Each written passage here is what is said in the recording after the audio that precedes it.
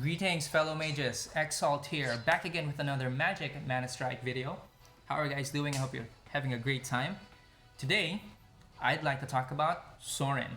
He's one of the meta planeswalker, right, at the moment. It's very difficult to deal with. His ability to just bring second wind to his creatures is very powerful. Right now, one of the most popular combinations is Sorin and the Blinding Mage combo. That long range is just very effective. Even if you try to remove the Blinding Mage because of Sorin's come into play ability, that Blinding Mage is still going to poke at you and deal some damage.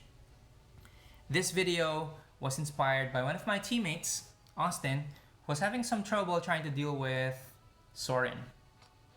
Austin and I, we both use a mono white deck to advance in our ranks, and he requested that I show you guys first what's going on and what happened between him and another Sorin player.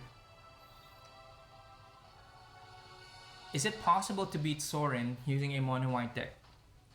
It is possible, but your goals against Sorin must be very clear. I'm gonna tell you what that goal is, but let's watch this match first. Let's talk about what makes Sorin so good. Why is he so difficult to deal with? Now, this particular Sorin deck has Circle of Pain, which is perfect against a small lineup, just like what Austin and I are using. So Austin is getting a little bit aggressive. What he did was he placed his spirits right over at the top, and then placed his Knight of Benalia at the bottom, sort of create that split push, baiting the opponent into dropping his creatures right over there at the top. Now, it just so happened that this Sorin player also knows how to split push, and so he protected his bottom lane using Circle of Pain, which is a great combination, right? You protect the your bottom lane with Circle of Pain, making sure that the mob that's building becomes slowed. Then you push up top. If I'm not mistaken, this is Austin's second Ajani Gold main already. Notice the combination; it's just super powerful. I'm gonna pause here for a moment. I'm not sure if you guys were able to capture what happened. Okay, so Sorin was placed right over here, and the Mage was right over here at the back. So the Mage was cast first, and then Sorin afterwards. Just so happened that this Sorin player didn't manage to protect to influence the Blinding Mage with his skill. And what he did afterwards was to protect the Blinding Mage. He placed this tank right over here, right? So he was probably anticipating that the Blinding Mage will be countered by a creature removal spell or by a very popular white creature, Core Entangler. All right. So notice what the Core Entangler did right here.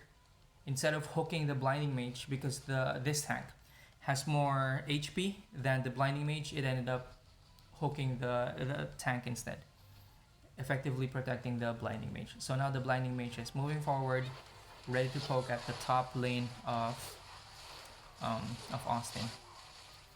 All right, what happened there? Austin tried to protect his tower against the Blinding Mage by putting another Blinding Mage right over here. It didn't work because it latched onto the creature which is closer to it, which is the tank. So right now, we have a bit of mana deficit, and Austin has already played his last Planeswalker. He's now on defense mode. Remember that Sorin is still white, so he can still go small and swarm you.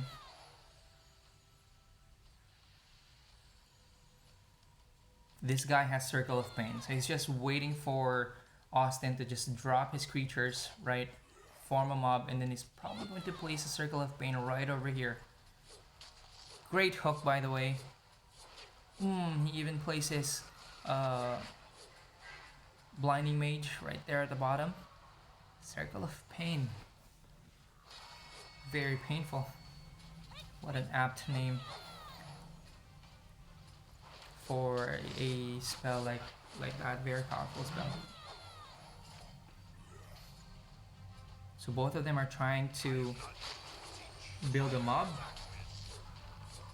Good hook right there. And again, Circle of Pain, right? So one of the things that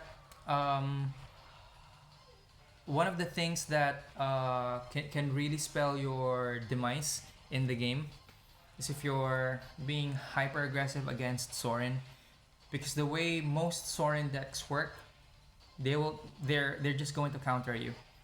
Once they've countered you, they're going to look for an opportunity to drop something like that, create a mob, right, and then move forward. Some Sorin players, what they do is they put big black cards. This one decided to stick with the white theme of Small Swarm.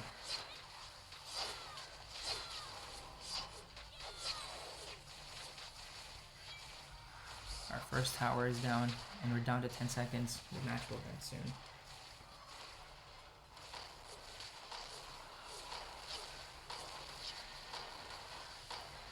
Alright.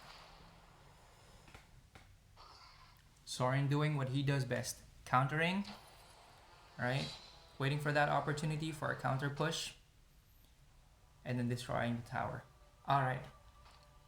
So, how do we beat Sorin?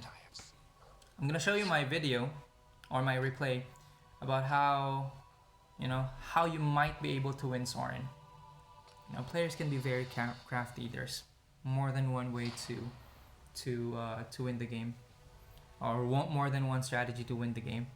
Just so happened that I got lucky, I guess, and I managed to beat the Sorin player. But this one's a little more well trained. The player I'm going up against is a little more well trained in terms of protecting his mage. Earlier, we saw that the previous Sorin user had the right idea, but he wasn't really protecting his mage that much. Blinding Mage right there on top, and then immediately protected with Sorin, right? So notice what I did there, right? What I did was, the moment the Blinding Mage appeared, I just bombed it right away with a Ratchet Bomb. So our Ratchet Bomb is 3 mana, the Blinding Mage is 3 mana, so that sort of cancels each other, right? But because Sorin has already come into play, I was late to blast it away with a Ratchet Bomb. It's still alive and it's still going to cause some pain. See what he did there? Circle of Pain, trying to control the mob.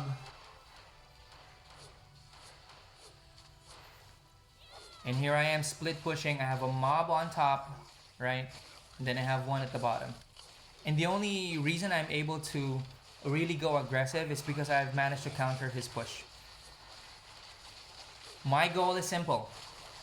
Destroy one tower and then defend afterwards. I will continue to distract him by placing something on top. Like so. He just placed the 4 mana Circle of Pain right there. So I know that this bunch of spirits, they're probably going to knock this tower down. Alright, so the tower is down. My goal is to not push. It is just to defend. So it's going to be a waiting game at the moment. Sorin is great at countering, but if you manage to destroy one of his towers first, before he does anything to you, to your towers, you're in a good spot. Alright, second message, right? Do not hesitate. The moment you see that Blinding Mage, just shoot it. If you have the ability to destroy it, go for it. Remove that thing, right? Now I'm using my Johnny Goldmane just to protect my tower, swipe those creatures. Alright, here's another tip. How do you destroy that Blinding Mage? Make sure that the Blinding Mage is positioned over here or over here, where he's more reachable by your creatures. Do not be too obsessed in destroying it just yet, right? So just counter by waiting for that blinding mage to move closer to the half of the screen, and then countering it with a beefier creature. Here I go again with the split push.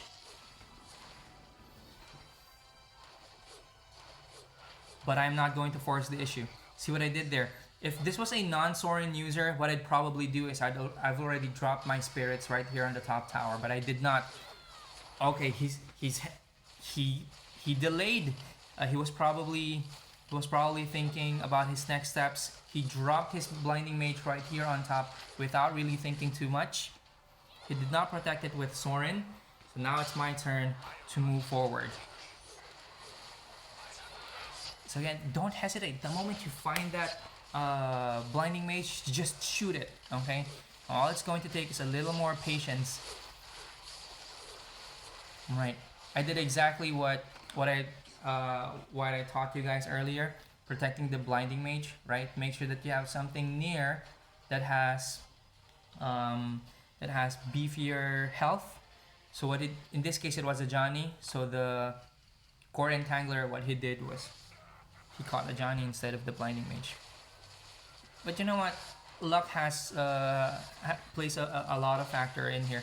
Now, I really wanted him to just defend up top and not really make any advancements. That's why, you know, I keep on dropping my creatures one at a time.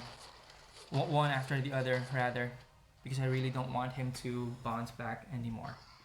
Alright, so what have we learned there? How do we defeat the combination of Sorin versus the blinding mage? You gotta have patience. The moment you see that blinding mage, try to remove it. Especially if it has yet to be protected by Sorin, right? Because Sorin's just gonna give it a second life, right? The second tip, in order for you to destroy that blinding mage, wait for that blinding mage to just move a little closer to the second half of the screen, and then drop something beefy and long range, such as that other mage that I used to counter the blinding mage. Alright, and be very clear with your goal, right? Your goal is to not destroy all of the towers. Just destroy one, and then you can start defending your on your end. But just make sure that if you have the opportunity to move forward and you know, just slant slide, just go for it, right? But in most cases, you'd like to be able to destroy one tower and then defend afterwards. Wait for Sorin to make a push, be patient, counter push, win that push, and then destroy one tower and then defend afterwards. Alright, that's it. I hope you guys learned something from this video. Thank you for watching, and as usual, this is Xalt. I appreciate your support, you guys. Thank you for making this channel grow, and I'll see you in the next video. Peace.